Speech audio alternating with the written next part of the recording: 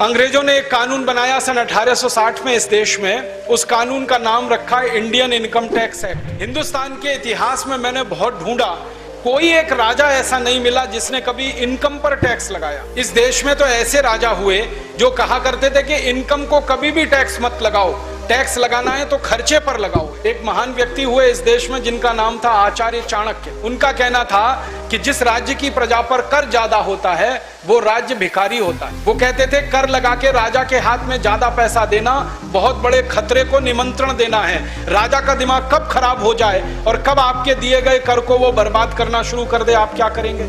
इसलिए कहते थे पैसे लोगों के हाथ में रहने चाहिए, समाज के पास रहने चाहिए, राजा के पास कम से कम पैसे आने चाहिए, इसलिए कर कम से कम होना चाहिए। तो उन्होंने ये व्यवस्था दी थी। परिणाम जानते हैं क्या हुआ? जितने साल चाणक्य इस देश के प्रधानमंत्री रहे, भारत दुनिया में सोने की चिड़िया जैसा देश था।